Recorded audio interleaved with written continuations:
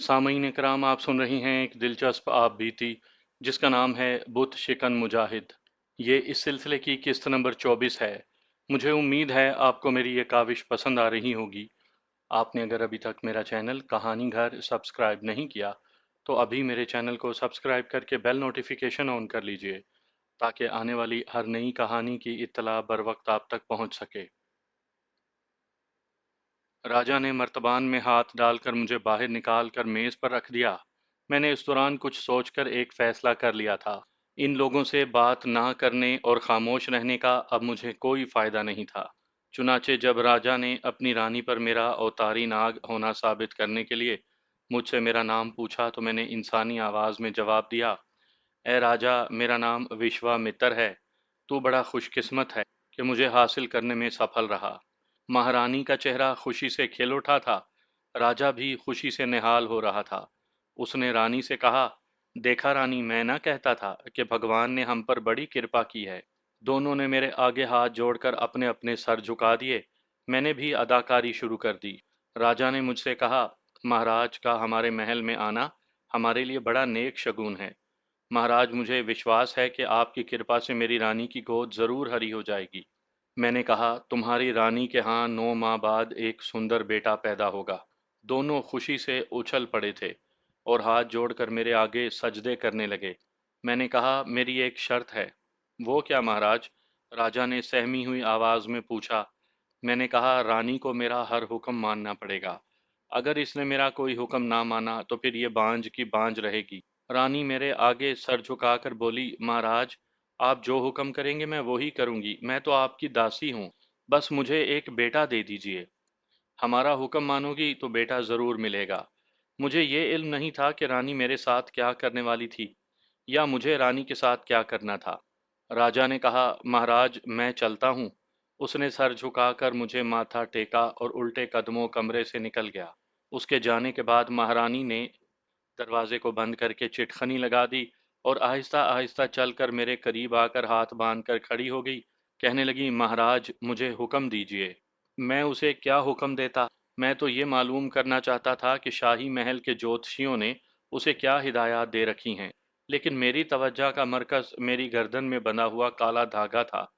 मुझे यकीन था कि अगर मेरी गर्दन से ये काला धागा उतार दिया गया तो मेरी तवानाई बहाल हो जाएगी और मैं रानी को डसकर बेहोश कर सकूंगा और बड़े आराम से महल से बाहर निकल जाऊंगा और किसी न किसी तरह भोपाल पहुंचने की कोशिश करूंगा।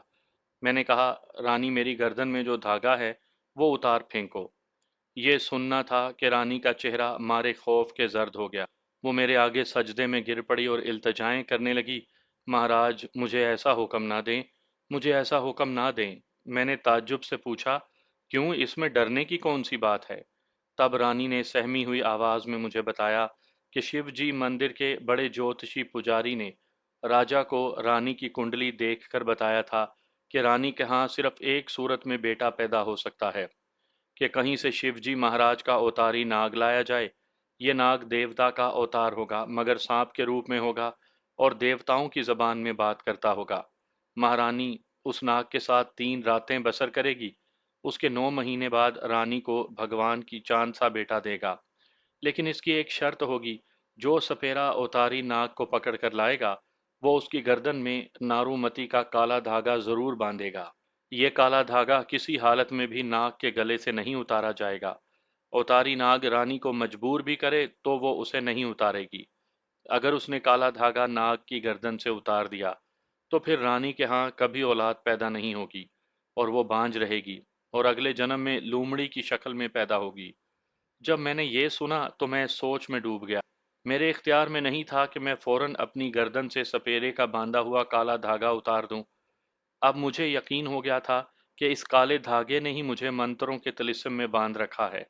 अगर किसी तरह से इसे मेरी गर्दन से अलग कर दिया जाए तो मेरी ताकत मुझे वापस मिल सकती है और मैं फरार होने में कामयाब हो सकता हूँ। दूसरी सूरत में मैं कुछ नहीं कर सकता। मेरे दिमाग में एक और तरकीब आ गई। मुझे यकीन था कि ये तरकीब ज़रूर काम करेगी। आगे चलकर मैं आपको वो तरकीब भी बता दूंगा। मैंने रानी से कहा, अगर ये बात है तो बेशक तुम मेरी गर्दन में धागा बंधा रहने दो, इसे मत उतारो। रानी बड़ी खुश हुई, कहने लगी, महाराज, आपने मुझे खुश कर दिया। मैं आपकी धनवादी हूँ। मैं भगवान के सामने आपको वचन देती हूँ कि अगरचा आप मर्द के रूप में नहीं हैं, लेकिन मैं औरत के रूप में ज़रूर हूँ। मैं आपको इस तरह प्यार करूँगी जैसे एक पत्नी अपने पति से करती है। मैं दिल में खुश हुआ क्योंकि मैंने जो तरकीब सोची थी और जो मंसूबा बनाया था, ये रानी अपने आप उसी तरफ आ रही थी। मैंने कहा, अगर तुम ऐसा करोगी तो विश्वास रखो, भगवान तुम्हें चांद सा बेटा देगा।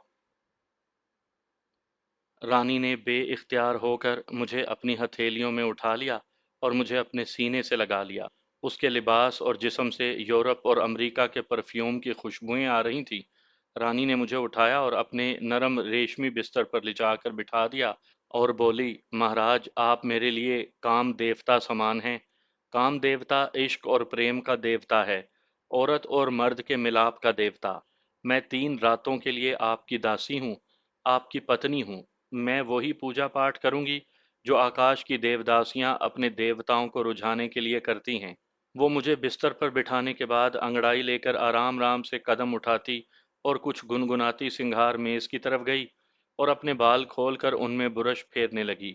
उसने सिवाय पलंग के साथ रखे टेबल लैंप के बाकी सारी रोशनियां बुझा दीं। वो सुर्ख रंग का बल्ब था, बेडरूम में हल्की हल्की सुर्ख रोशनी फैल गई। मुझे अपने मंसूबे पर अमल करते हुए रानी से एक फरमाइश करनी थी, लेकिन यह फरमाइश मैं सिर्फ उस वक्त करना चाहता था जब रानी खूब मूड में आ चुकी हो। इस छोटी सी रियासत की महारानी, जिसका नाम सुंदरान था, हिंदू देवमाला की दलदलों में सर से पांव तक डूबी हुई थी, और फिर इस वक्त वो अपनी रियासत की वरासत की खातिर एक सांप से ब्याह कर चुकी थी। बहुत जल्द उस पर कैफियत तारी हो गई। उसने अपना सारा लिबास उतार दिया और मुझे गोद में लेकर बैठ गई। मैंने उसे कहा, महारानी, क्या देवताओं की शराब सोमरस नहीं पियोगी? उसके बगैर तो तुम्हारा ब्याह पूरा नहीं होगा। क्षमा करें महाराज, मैं तो भूल गई थी। वो जल्दी से उठकर एक अलमारी में से शराब की बोतल और 2 गिलास ले आई। मैंने कहा, हम सोमरस में पहले ही डूबे हुए हैं, सिर्फ तुम सोमरस पियोगी। जो हुक्म महाराज। उसने मेरे सामने गिलास में शराब डाली और घटाघट चढ़ा गई। साफ लग रहा था कि वो शराब की आदी है। शराब पीने के बाद वो मुझसे खेलने लगी। कभी मुझे चूमती, कभी मुझे अपने सीने से लगा लगा कर भींचती और कभी मुझे अपने जिस्म पर छोड़कर मुस्कुराते हुए देखती। मैंने उसे दूसरा गिलास भी पीने को कहा। उसकी क्या मजाल थी कि मेरे हुक्म अदूली करती। वो दूसरा और फिर तीसरा गिलास भी चढ़ा गई। बहकी बहकी बातें करने लगी और मुझे अपने जिस्म के साथ लगाकर जोर जोर से वहशियों की तरह भींचने लगी। यही वो वक्त था जिसका मैं इंतजार कर रहा था। मैंने उसे कहा, रानी, क्या तुम नहीं चाहती कि इस वक्त मैं एक मर्द की शक्ल में तुम्हारे सामने आऊं और तुम्हें एक मर्द की तरह प्यार करूं? रानी नशे में झूमते हुए बोली, महाराज, मुझ पर कृपा करें और मर्द बनकर मुझे अपने साथ लगा लें। मैंने कहा, मैं मर्द की शक्ल में सिर्फ उसी वक्त वापस आ सकता हूँ जब मेरी गर्दन में बंधा हुआ यह धागा उतार दोगी। उसे मेरी गर्दन से उतार दो, फिर देखना मैं तुम्हें किस तरह प्यार करता हूँ। रानी अपने होशो हवास में नहीं थी। वो ये भूल गई थी कि उसे मंदिर के ज्योतिषी ने मेरी गर्दन का धागा उतारने से मना कर रखा है। उसने नशे में कहा, महाराज जी, ये कौन सी मुश्किल बात है? ये कहकर उसने मेरी गर्दन में बंधा हुआ काला धागा उतार दिया। काला धागा उतरते ही मुझे अपने जिस्म में खून की गर्दिश तेज होती महसूस हुई। हालांकि सांप का खून सर्द होता है और उसकी गर्दिश भी बहुत ही सुस्त होती है, लेकिन मेरे अंदर जैसे एकदम गर्मी आ गई और मेरी खोई हुई तवानाई बहाल हो गई। मैं अपने जिस्म को भी तेजी से हरकत दे सकता था। मैंने अपना फन भी बड़ी आसानी से खोल लिया। रानी मेरी तरफ गौर से देख रही थी। जब मैं आदमी की शक्ल इख्तियार ना कर सका तो वो बोली, महाराज, आप अभी तक नाग ही हैं, मर्द के रूप में क्यों नहीं आए? मैं उसे कहने लगा कि अभी कुछ वक्त लगेगा, लेकिन मेरा दिल बैठ सा गया। मेरे गले से इंसानी आवाज नहीं निकल रही थी। मैंने 2-3 बार अपनी मर्दाना आवाज में बोलने की कोशिश की, लेकिन मेरी आवाज जैसे मुझसे जुदा हो गई थी। मैं इंसानी आवाज में बिल्कुल ना बोल सका। मैं परेशान हो गया। मैं रानी को क्या कहता? वो मुझे उठाकर अपने साथ लगा रही थी और कह रही थी, मेरे देवता, जल्दी से मर्द बनकर मेरे सामने आ जाओ।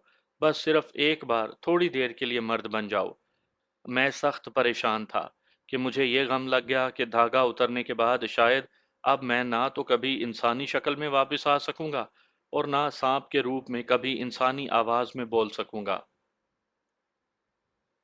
मैं रानी को ये भी नहीं कहना चाहता था कि वो काला धागा मेरी गर्दन में दोबारा बांध दे, क्योंकि धागा बांधने से मेरे जिस्म की सारी तवानाई खत्म हो जाती और मैं वहां से फरार ना हो सकता। इस तरह कम से कम मेरी तवानाई तो बहाल हो गई थी और मैं वहां से फरार हो सकता था। मेरे दिल की आवाज ने मुझे कहा, करमदाद, अल्लाह का नाम लेकर इस गुनाह की दुनिया से भाग जाओ। आगे अल्लाह मालिक है, वो तुम्हें इस अजाब से भी निजात दिला देगा। मैंने रानी के सीने से लगे लगे जल्दी से अपना मुंह पीछे हटाया, फन खोलकर गरजदार फुंकार मारी। रानी तो डर कर पीछे गिर पड़ी। मैं उछलकर उस गुनाह के बिस्तर से नीचे आ गया। दरवाजा बंद था। मैं रानी को इंसानी आवाज में नहीं कह सकता था कि वो दरवाजा खोल दे। दरवाजे में किसी किस्म के सुराख या दर्ज का सवाल ही पैदा नहीं होता था। ये किसी गैराज का दरवाजा नहीं था। मैं बेडरूम के चक्कर लगाने लगा। रानी घबरा चुकी थी। वो हाथ बांधकर बिस्तर पर बैठ गई और मुझसे माफिया मांगने लगी। महाराज, मुझसे कोई भूल हो गई हो तो मुझे क्षमा कर दें, मेरी गलती माफ कर दें। मुझे अब उससे कोई गर्ज नहीं थी। मैं उस बेडरूम से बाहर निकलने का रास्ता तलाश कर रहा था। आखिर मुझे एक रास्ता मिल गया। इस बेडरूम का एक दूसरा दरवाजा भी था। उस दरवाजे के नीचे कालीन जरा सा पीछे हटा हुआ था और वहां दूसरी तरफ से हल्की हल्की रोशनी अंदर आ रही थी। मैं वहां से दूसरी तरफ निकल गया। दूसरी तरफ लकड़ी की सीढ़ियां ऊपर जाती थी। ये बेडरूम का अकबी और हंगामी दरवाजा मालूम होता था। वहां ऊपर एक जलते हुए बल्ब की रोशनी थी। मैं सीढ़ियों पर से रेंगता हुआ ऊपर चला गया। ऊपर एक बंद कॉरिडोर या राहदारी थी। ये राहदारी एक सुरंग की तरह थी, मगर उसमें रोशनी थी।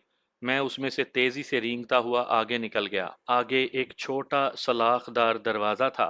मैं उसमें से भी गुजर गया। अब मेरे सामने एक और सीढ़ियां थीं जो ऊपर जा रही थीं। मैं सीढ़ियां चढ़ता गया। ये सीढ़ियां महल की छत पर जाती थी। मैं छत पर आया तो देखा कि आसमान पर कहीं बादल थे और कहीं तारे झिलमिला रहे थे। मैं छत पर से होता हुआ उसकी मुंडेर पर आ गया और दूसरी तरफ झांक कर देखा। दूसरी तरफ नीचे महल का एक बाग था। मैं दीवार से उतरकर बाग में आ गया।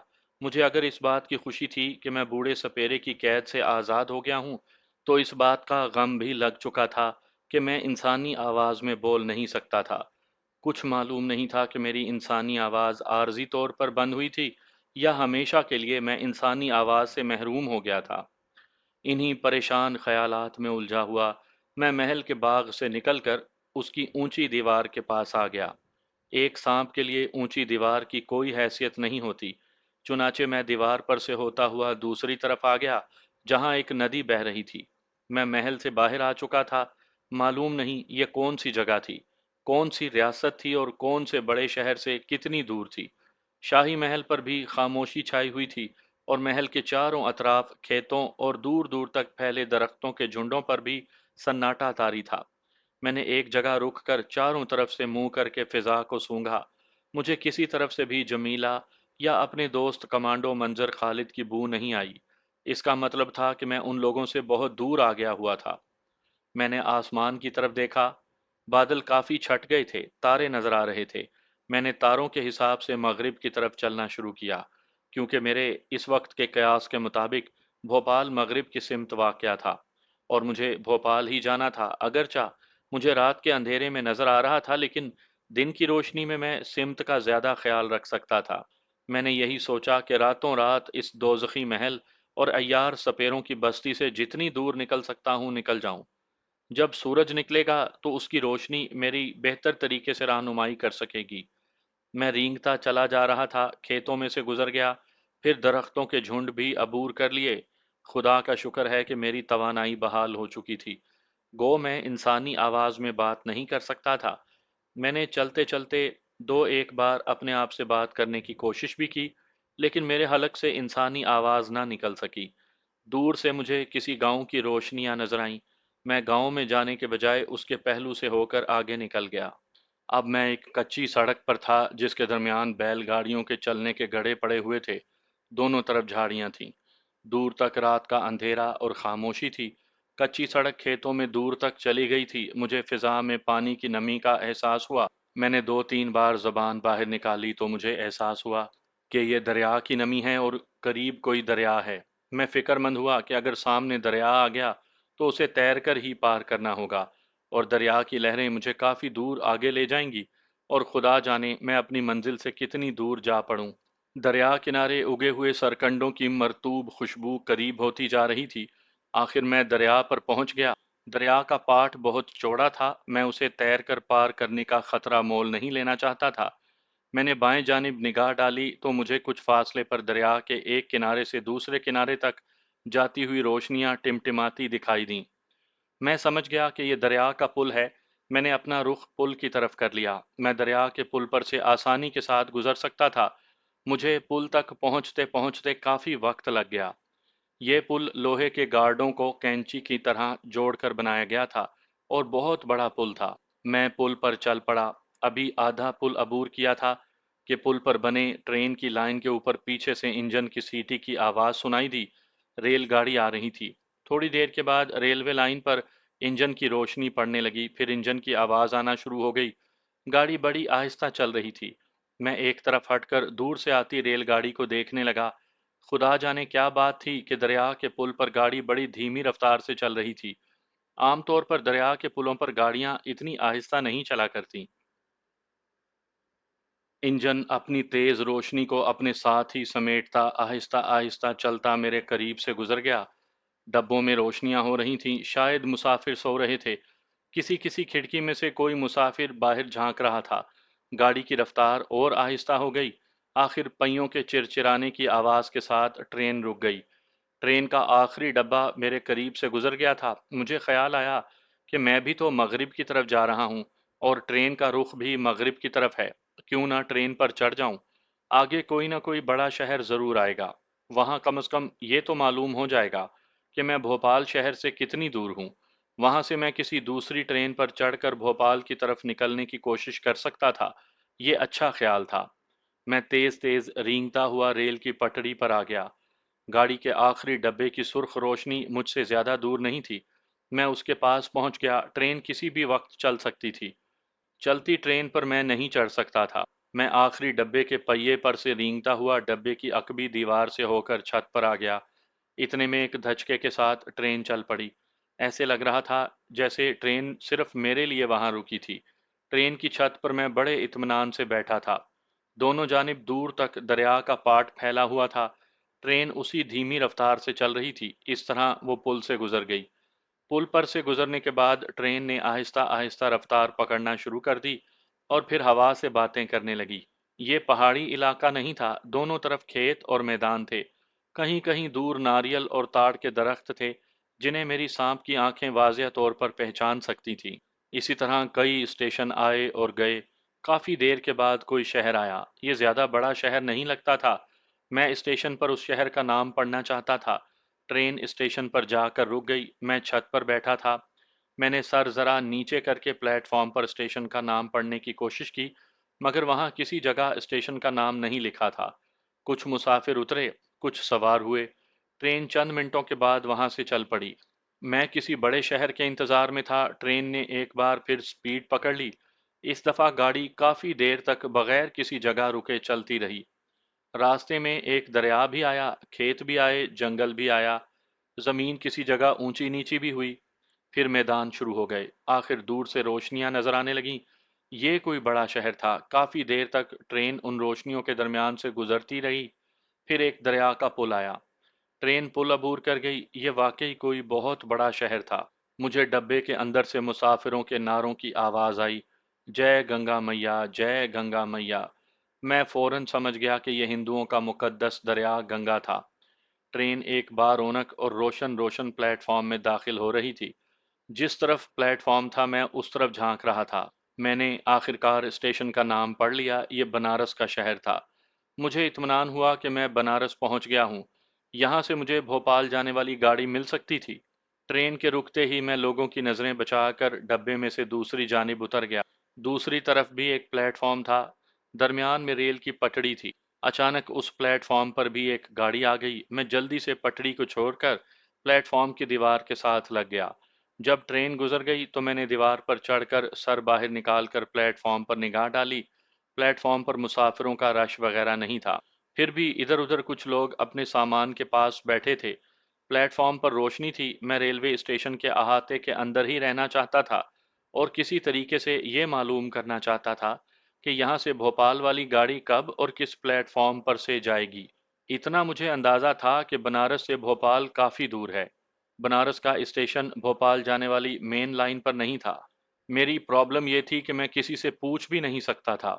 اول تو میری آواز بند ہو گئی تھی، اور اگر میں بول بھی سکتا تو ایک سانپ کو انسان کی آواز میں بولتا دیکھ کر لوگ ڈر کر بھاگ جاتے یا پھر مجھے ہلاک کرنے کی کوشش کرتے۔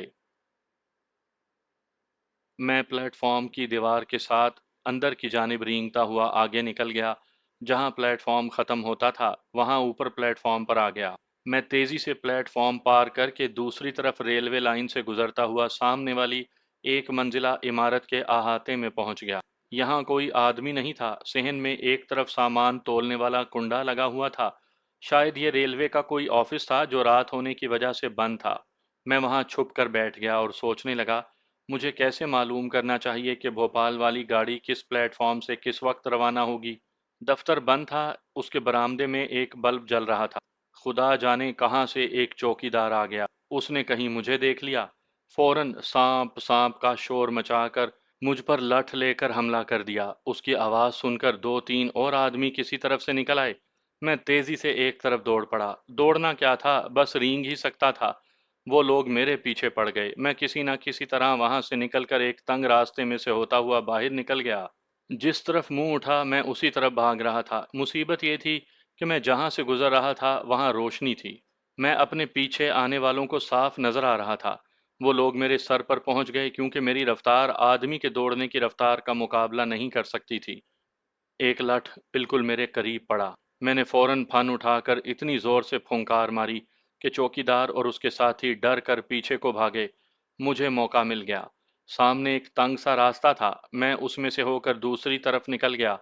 میرا خیال تھا کہ آگے کوئی ویران جگہ ہوگی جہاں میں اندھیرے میں چھپ جاؤں گا، مگر وہ شہر تھا، اور شہر بھی بنارس، اور ریلوے اسٹیشن کا علاقہ۔ میں ایک بازار میں نکل آیا جہاں چھپنے کے لیے کوئی جگہ نہیں تھی۔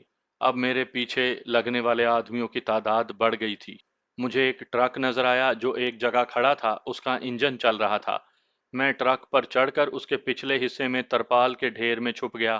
کسی نے مجھے ٹرک پر چڑھتے نہیں دیکھا تھا۔ لوگ سانپ سانپ کا شور مچاتے ٹرک کے قریب سے گزر گئے۔ میں نے خدا کا شکر ادا کیا۔ میں کچھ دیر تک اس ٹرک میں ہی چھپا رہنا چاہتا تھا۔ اتنے میں ٹرک چل پڑا۔ میں نے سوچا کہ آگے جا کر ٹرک پر سے چھلانگ لگا دوں گا، پھر سوچا کہ ٹرک خالی ہے، اس پر سامان وغیرہ نہیں لدا، یہ شہر میں ہی کسی جگہ جا رہا ہوگا، میں بھی وہاں تک اس کے ساتھ جاتا ہوں۔ جان بچانی بھوپال جانے سے زیادہ ضروری تھی۔ ٹرک شہر سے باہر نکل کر دریا کے ساتھ ساتھ جا رہا تھا۔ میں نے سوچا نہ جانے یہ ٹرک کسی دوسرے شہر نہ جا رہا ہو۔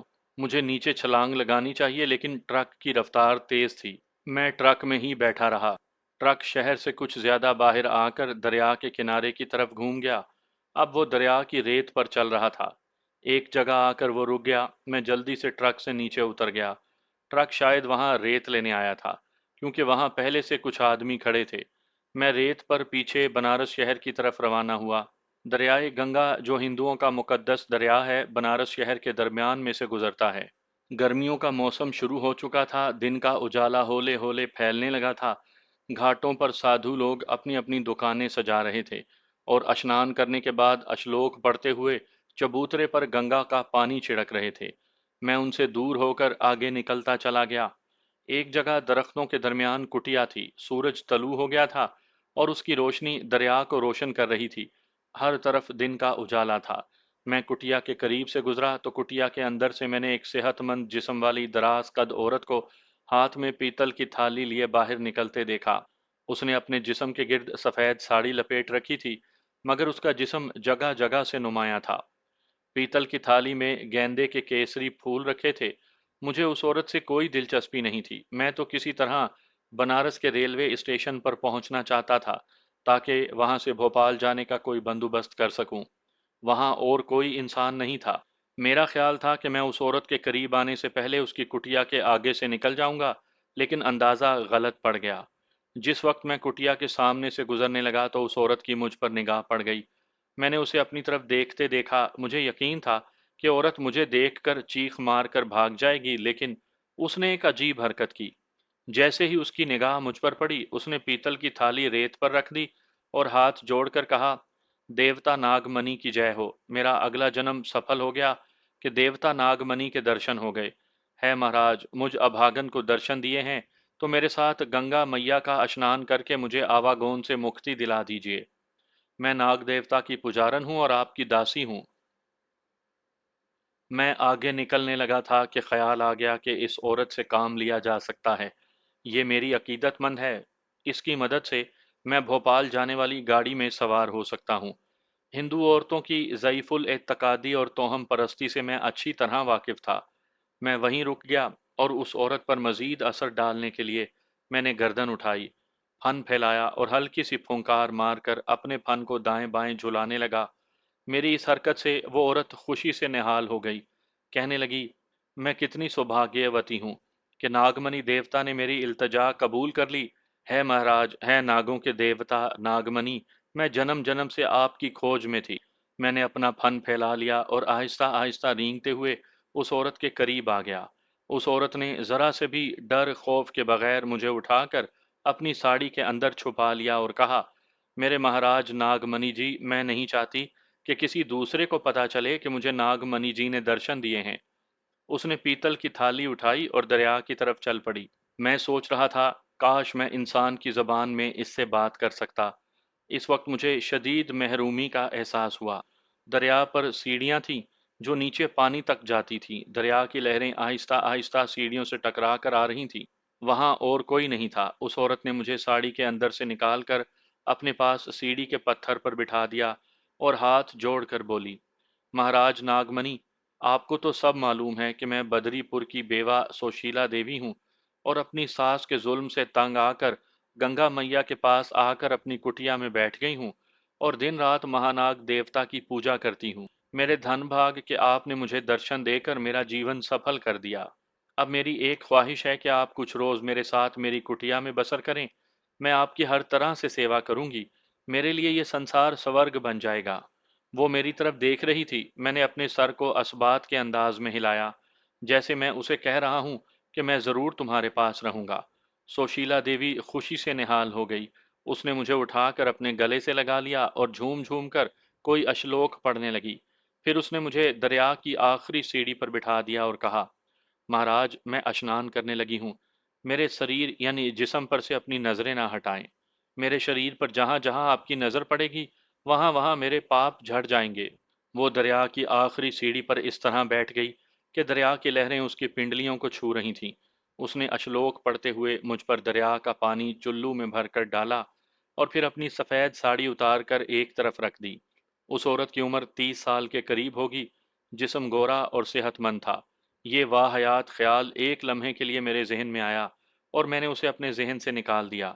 वो दरिया के पानी को दोनों हाथों से अपने जिस्म पर डालने लगी। वो अश्लोक भी पढ़ती जा रही थी और बार बार हर जाविये से मुझे अपना जिस्म भी दिखा रही थी, ताकि मेरी निगाह उसके बदन के हर हिस्से पर पड़े और उसके अकीदे के मुताबिक उसके पाप झड़ते जाएं। मुझ पर उस औरत के जिस्म के जावियों का कोई असर नहीं हो रहा था। एक तो मैं इंसानी जिस्म में नहीं था, सांप के रूप में था। दूसरे, मेरा जहन में सिर्फ एक ही मसला था, बल्कि मैं उलझा हुआ था कि इस औरत की मदद से मैं भोपाल कैसे पहुंच सकता हूं। अगर मैं बोल सकता तो ये काम इतना मुश्किल नहीं था। मैं बड़े आराम से उसे कहता कि मुझे लेकर भोपाल के फलां मंदिर में चलो। वो बड़ी खुशी और अकीदत के साथ मुझे लेकर भोपाल रवाना हो जाती।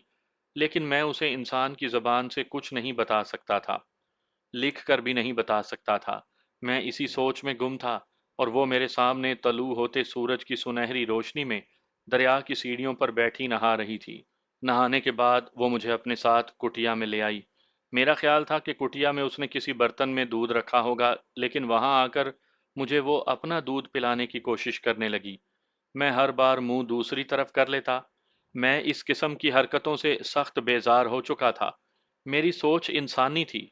इंसान जब किसी मसले में उलझा हुआ हो तो इस किस्म की हरकतें अच्छी नहीं लगती। जब मैंने दूध ना पिया तो उसने मुझे बोरिए पर बिठा दिया और हाथ बांध कर कहा, जो मेरे महाराज की मर्जी वो ही मेरी मर्जी। मैं आपको बाजार से लाकर दूध पिलाऊंगी। پھر اس نے میرے آگے گیندے کے پھول رکھے، لبان سلگایا اور اشلوک پڑھتے ہوئے میری پوجا شروع کر دی۔ لبان کی تیز بو نے میرا ناک میں دم کر دیا۔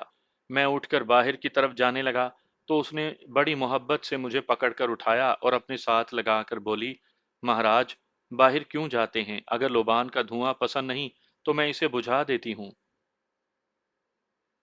اور اس نے لبان بجھا دیا۔ سارا دن میں نے اس عورت کی کٹیا میں گزار دیا۔ کئی بار میرے دل میں خیال آیا کہ میں یہاں سے نکل کر ریلوے اسٹیشن کی طرف چل پڑوں، پھر یہ سوچ کر میں وہیں بیٹھا رہا کہ دن کا وقت ہے، میں ہر ایک کو نظر آؤں گا اور لوگ مجھے مارنے کو دوڑیں گے۔ ویسے بھی اسٹیشن وہاں سے کافی دور تھا۔ یہی طے کیا کہ رات جب کافی گزر جائے گی اور لوگ سڑکوں پر نہیں ہوں گے تو اسٹیشن پر پہنچنے کی کوشش کروں گا۔ یہ بیوہ عورت جس نے اپنا نام سوشیلا دیوی بتایا تھا، سارا دن کٹیا میں رہی، بھوجن بھی اس نے وہیں کیا، مجھے بازار سے دودھ بھی لا کر پلا دیا۔ شام کو وہ مجھے ساتھ لے کر دریا کنارے دوبارہ اشنان کرنے گئی۔ رات ہوئی تو اس نے کٹیا میں دیا جلایا اور کونے میں سانپ کی جو مورتی رکھی تھی اس کے آگے پھول رکھ کر مجھے اپنے سامنے بٹھایا اور اشلوک پڑھنے شروع کر دیے۔ میں اس انتظار میں تھا کہ رات ذرا گہری ہو تو میں کٹیا سے نکل کر دریا کے کنارے چلتے چلتے بنارس ریلوے اسٹیشن پہنچ جاؤں۔ جب رات گہری ہو گئی اور وہ پجارن گہری نیند سو گئی تو میں آہستہ سے اس کے پہلو سے نکل کر کٹیا کے دروازے کی طرف بڑھا۔ باہر مجھے دو آدمیوں کی سرگوشیوں میں باتیں کرنے کی آواز آئی۔ میں وہیں رک گیا۔ باہر دو آدمی ایک دوسرے کو کچھ کہہ رہے تھے جو میری سمجھ میں نہیں آ رہا تھا۔ باہر اندھیرا تھا، کٹیا میں دیے کی ہلکی روشنی تھی۔ کٹیا کے دروازے پر جو بوریا پڑا تھا میں اس کے نیچے ہو گیا۔ اندھیرے میں نے دو آدمیوں کو دیکھا، ایک داہنی جانب سے اور ایک بائیں جانب سے دبے پاؤں کٹیا کے دروازے کی طرف بڑھ رہے تھے۔ میں سمجھ گیا کہ وہ کس نیت سے وہاں آئے ہیں۔ پجارن نے میری بڑی خدمت کی تھی، میں اس پر یہ ظلم ہوتا نہیں دیکھ سکتا تھا۔ یہ دونوں آدمی چوری کی نیت سے وہاں نہیں آئے تھے، کیونکہ پجارن کی کٹیا میں چرانے کی کوئی چیز نہیں تھی۔ وہ اس کی عزت پر حملہ کرنے آ رہے تھے۔ یہ پجارن بیوہ تھی اور اپنی ساس کے ظلم و ستم سے تنگ آ کر یہاں اپنے طریقے اور اپنے عقیدے کے مطابق پوجا پاٹ کر کے زندگی کے دن گزار رہی تھی۔ انہوں نے مجھے نہیں دیکھا تھا۔ میں تیزی سے واپس پلٹ کر کٹیا کے اندر چلا گیا اور جہاں سانپ کی مورتی رکھی تھی اس کے پیچھے چھپ کر بیٹھ گیا۔ دونوں آدمی جو شکل و صورت سے ہی بدماش لگتے تھے، بوریا اٹھا کر کٹیا میں داخل ہو گئے۔ ایک نے جیب سے خنجر نکال لیا اور دوسرے کو اشارہ کیا۔ دوسرے بدماش نے جھک کر پجارن کو غور سے دیکھا، پھر آہستہ سے اس کے ساتھ لیٹ گیا۔ پجارن اس طرح ہڑبڑا کر اٹھ بیٹھی جیسے اسے کسی سانپ نے کاٹ لیا ہو۔ اپنی کٹیا میں دو بدماشوں کو دیکھ کر اس نے شور مچانے کے لیے منہ کھولا تو دوسرے آدمی نے اس کی گردن پر خنجر رکھ دیا اور کہا، آواز نکالی تو گردن کاٹ دوں گا۔ دوسرے بدماش نے پجارن پر دست درازی شروع کر دی۔ میں اسی انتظار میں تھا کہ پہلے یہ معلوم ہو جائے کہ یہ لوگ کس نیت سے اندر آئے ہیں۔ مجھے یہ خیال آیا تھا کہ شاید یہ سانپ کی وہ مورتی چرانے آئے ہوں گے جو کٹیا کے اندر رکھی تھی۔ بھارت کے مندروں سے پرانی مورتیاں چرانے کی وارداتیں ہوتی ہی رہتی تھیں۔ جب دوسرے بدماش نے پجارن سے دست درازی شروع کی تو میں سانپ کی مورتی کے پیچھے سے رینگ کر اس بدماش کے عقب میں آ گیا جس نے خنجر پجارن کی گردن پر رکھا تھا۔ اس بدماش نے دھوتی دوہری کر کے اوپر کی ہوئی تھی اور اس کی پنڈلیاں ننگی تھیں۔ میرے لیے اس سے آسان ٹارگٹ اور کیا ہو سکتا تھا؟ میں نے لپک کر اس کی پنڈلی پر ڈس لیا۔ بدماش کے منہ سے عجیب سی آواز نکلتے نکلتے ادھوری رہ گئی اور وہ ایک طرف کو کٹے ہوئے درخت کی طرح گر پڑا۔ میرے زہر کا فوری اثر یہی ہوتا تھا کہ آدمی کی سب سے پہلے آواز بند ہوتی تھی۔ اس بدماش کی بڑی ہمت تھی کہ میرے ڈسنے کے بعد بھی اس کے حلق سے ادھوری آواز نکل آئی تھی۔ اپنے ساتھی کو گرتے دیکھ کر دوسرے بدماش نے گھبرا کر پجارن کو چھوڑ دیا اور باہر کی طرف بھاگا، لیکن میں اسے کیسے بھاگنے کی اجازت دے سکتا تھا؟ جیسے ہی وہ باہر کو دوڑا، میں اچھل کر اس کے کندھے پر آیا اور اس کی گردن پر ڈسنے کے بعد فوراً اس کے جسم سے الگ ہو گیا۔ دوسرا بدماش بھی منہ کے بل گر پڑا۔ پجارن نے دیے کی روشنی میں دونوں بدماشوں کو گرتے دیکھا تو پھٹی پھٹی آنکھوں سے میری طرف دیکھنے لگی۔ میں دونوں لاشوں کے درمیان پھن کھولے بیٹھا تھا۔ وہ روتے ہوئے میرے آگے سجدے میں گر پڑی۔ مہاراج، آپ نے میری عزت بچا لی۔ مہاراج، آپ نے مجھ ابھاگن کی عزت بچا لی۔ وہ روئے جا رہی تھی۔ میں اسے بہت کچھ کہنا چاہتا تھا مگر کچھ نہیں کہہ سکتا تھا۔ وہ میرے آگے سجدے میں پڑی روتی رہی اور میں خاموش اپنی جگہ پر بیٹھا اسے دیکھتا رہا۔ پھر میں خاموشی سے دروازے کی طرف رینگنے لگا۔ اس نے بے اختیار ہو کر مجھے دونوں ہاتھوں سے اٹھا لیا۔ شاید وہ میرا ارادہ بھانپ گئی تھی، کہنے لگی، مہاراج بھگوان کے لیے مجھے چھوڑ کر نہ جائیں، میں بھی اب یہاں نہیں رہوں گی، میں لکشمن پور کے ناگ مندر میں چلی جاؤں گی، باقی سارا جیون وہیں بسر کروں گی۔ آپ بھی میرے ساتھ جائیں، آپ کے بغیر میری پوجا ادھوری ہوگی۔ لکشمن پور کا سن کر میں چونکا۔ لکشمن پور میں ناگن درگا رہتی تھی، جو میری محسن تھی اور جو میری قوت گویائی کے ختم ہو جانے کا علاج کر سکتی تھی۔ میں ناگن درگا کے بارے میں پہلے بیان کر چکا ہوں۔ ناگن درگا لکشمن پور کے ایک براہمن کی بیٹی تھی۔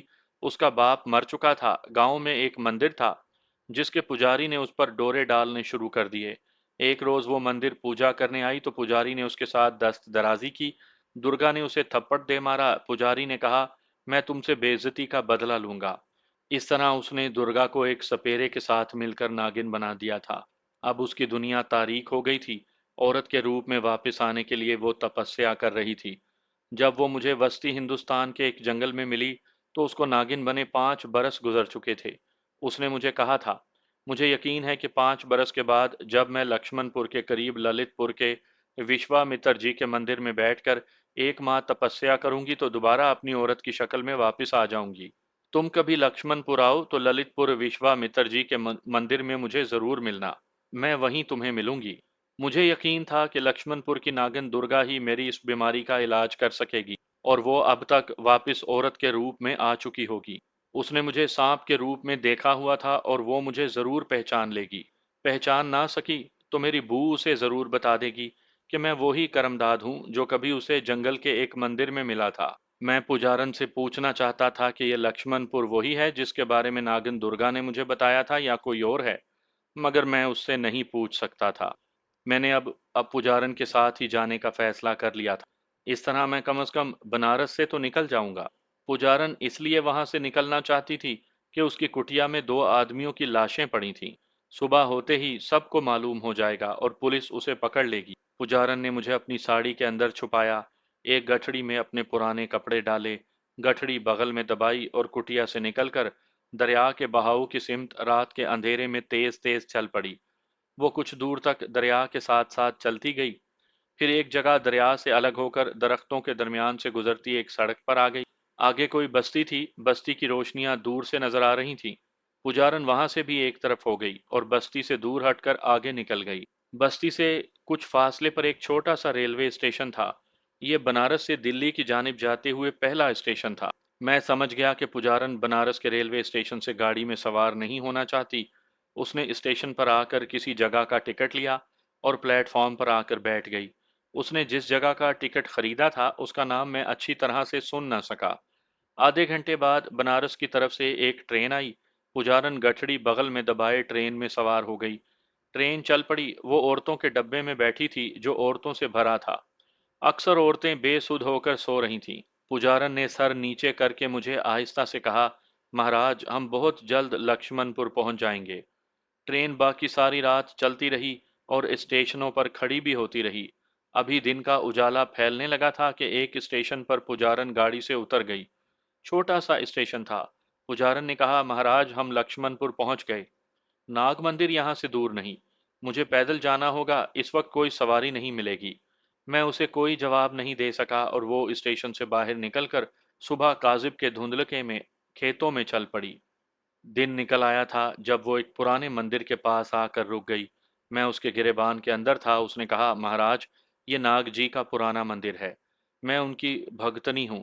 یہاں میری ایک ماسی ایک کوٹھڑی میں اکیلی رہتی ہے، میں اس کے پاس جا رہی ہوں، مجھے وہ ایک دوسری کوٹھڑی لے دے گی۔ میں اور آپ پھر اس کوٹھڑی میں اکیلے رہیں گے اور میں آپ کی دن رات سیوا کروں گی۔ میں معلوم کرنا چاہتا تھا کہ یہاں سے للت پور کہاں ہے جہاں وشوامتر کا مندر تھا اور جہاں ناگن درگا رہتی تھی، مگر میری مجبوری یہ تھی کہ میں پجارن سے انسان کی زبان میں کچھ نہیں پوچھ سکتا تھا۔ یہی ہو سکتا تھا کہ وہاں کے لوگوں کی باتوں سے مجھے معلوم ہو جائے کہ لکشمن پور کس طرف ہے۔ ناگن درگا کے پاس میں زیادہ دیر نہیں رہا تھا، اس لیے مجھے اس کے جسم کی بو کی شناخت نہیں تھی۔ اگر مجھے اس کے جسم کی بو کی شناخت ہوتی تو میں اسے تلاش کر سکتا تھا۔ पुजारन मुझे मंदिर के एक कोठड़ी में ले आई। यहाँ एक बूढ़ी औरत बाहर बैठी देगची में चाय पका रही थी। वो उठकर पुजारन के गले लगकर मिली। दोनों औरतें रोने लगीं। ये पुजारन की मासी थी। दोनों बातें करने लगीं। पुजारन ने उसे बनारस वाली कुटिया में जो हादसा हुआ था उसके बारे में कुछ ना बताया। यही कहा कि मैं अब बाकी की उम्र नाग मंदिर के नाग जी की पूजा पाठ में बसर करूंगी। पुजारन की मासी ने मंदिर के बड़े पुजारी से कहकर उसे एक अलहदा कोठड़ी ले दी। पुजारन ने अपनी कोठड़ी में आते ही मुझे दीवार के ताक में बिठा दिया और कहा, महाराज, मैं कितनी भाग्यवती हूँ कि आप मेरे साथ यहाँ आ गए हैं। मैं आपकी बड़ी सेवा करूंगी। मुझे मालूम है कि आपने उन दोनों बदमाशों को डस कर मेरी इज्जत बचा ली थी। मैं आपका ये एहसान सारी जिंदगी नहीं उतार सकती। आप उस रात वहां ना होते तो ना जाने मेरा क्या हाल होता। वो कोठड़ी में झाड़ू दे रही थी। उस कोठड़ी में मुझे आए 3 दिन गुजर गए थे। पुजारन सुबह शाम मुझे साथ लेकर नाग मंदिर पूजा करने जाती थी। जब तक वो पूजा कर रही होती, उसने मुझे अपनी साड़ी में छुपाया होता। रात को मुझे प्याली में दूध डालकर पिलाती। सुबह मुझे स्नान करवाती, मेरे जिस्म को कपड़े से साफ करती, मुझसे बातें करती और फिर मुझे माथा टेकती। 3 दिन इसी तरह गुजर गए। चौथे दिन शाम के वक्त पुजारन मुझे अपनी साड़ी में छुपाए नाग मंदिर पूजा करने आई, तो वहां एक औरत मिली जो लक्ष्मणपुर से आई थी। उसकी जबानी मुझे मालूम हुआ कि मंदिर के पास ही एक जगह से बैलगाड़ियां लक्ष्मणपुर जाती हैं, जो वहां से 3-4 कोस के फासले पर है। मुझे यही मालूमात हासिल करने की ज़रूरत थी। रात गुजरने के बाद दिन का उजाला अभी पूरी तरह से नहीं फैला था कि मैं पुजारन की कोठड़ी से रेंगता हुआ निकला और नाग मंदिर की तरफ चल पड़ा। मुझे ये इल्म हो चुका था कि लक्ष्मणपुर को बैलगाड़ियां सुबह सुबह भी चलती हैं। नाग मंदिर के अकब में कुछ फासले पर एक लालटेन जल रही थी। वहां 2-3 बैलगाड़ियां भी खड़ी थीं। मैं आहिस्ता आहिस्ता रेंगता वहां पहुंच गया। एक बैलगाड़ी पर औरतें और बच्चे सवार थे। गाड़ीबान गद्दी पर बैठा नारियल पी रहा था। उसने आवाज लगाई तो मालूम हुआ कि यह बैलगाड़ी लक्ष्मणपुर जा रही है। मैं अंधेरे में दूसरी तरफ से आकर बैलगाड़ी के नीचे छुप कर बैठ गया। सूरज तलू हो रहा था कि बैलगाड़ी लक्ष्मणपुर की तरफ चल पड़ी। सूरज मशरकी उफ्क पर थोड़ा ऊपर ही आया था कि बैलगाड़ी लक्ष्मणपुर पहुंच गई। दिन की रोशनी में मुझे सब कुछ साफ दिखाई दे रहा था। नागिन दुर्गा ने कहा था कि वो विश्वामित्र के मंदिर के करीब एक झोंपड़ी में रहती है। मैंने ऊंची जगह चढ़कर चारों तरफ निगाह दौड़ाई। मुझे इसी तरह विश्वामित्र के मंदिर को तलाश करना था। एक जानिब ताड़ के ऊंचे ऊंचे सतूनों जैसे दरख्तों के दरमियान मुझे एक छोटा सा मंदिर नजर आया। यही विश्वामित्र का मंदिर हो सकता था। वहां और कोई मंदिर नहीं था। मैंने उस तरफ चलना शुरू किया। मंदिर में पूजा हो रही थी। आरती उतारी जा रही थी। मैं मंदिर के अकब में आ गया। मेरी आंखें उस खंडर को तलाश कर रही थी जिसके करीब नागिन दुर्गा की झोंपड़ी थी। आखिर मेरी निगाहों ने उसे तलाश कर ही लिया। ये बांस के डंडों को जोड़कर बनाई गई झोंपड़ी थी। ढलानी छत नारियल की शाखें जोड़कर बनी थी। झोंपड़ी के आगे बोरिया लटक रहा था। बाहर एक तरफ मिट्टी के 2 घड़े पड़े थे। मैं नागिन दुर्गा के जिस्म की बू से मानूस नहीं था। अब मुझे उसे तलाश करना था। हो सकता है नागिन दुर्गा झोंपड़ी में बैठी हो। ये सोचकर मैं बोरिए के नीचे से गुजरकर झोंपड़े में दाखिल हुआ। झोंपड़ी खाली थी। अंदर चारपाई बिछी थी। 2-3 मिट्टी के बर्तन, एक पीतल की गागर, एक चौकी पड़ी थी। रस्सी पर गेरवे रंग की धोतियां लटक रही थीं। नागिन दुर्गा चूंकि वहां नहीं थी, इसलिए मैं झोंपड़ी से बाहर निकल आया। मुझे दूर से एक औरत झोंपड़ी की तरफ आती दिखाई दी। मैंने दूर ही से उसे पहचान लिया। यह नागिन दुर्गा थी। मैं जल्दी से एक तरफ होकर घास में छुप गया। नागिन दुर्गा ने मुझे इंसानी रूप में देखा हुआ नहीं था। उसने मुझे सांप के रूप में देखा था। नागिन दुर्गा मेरे करीब से गुजर गई।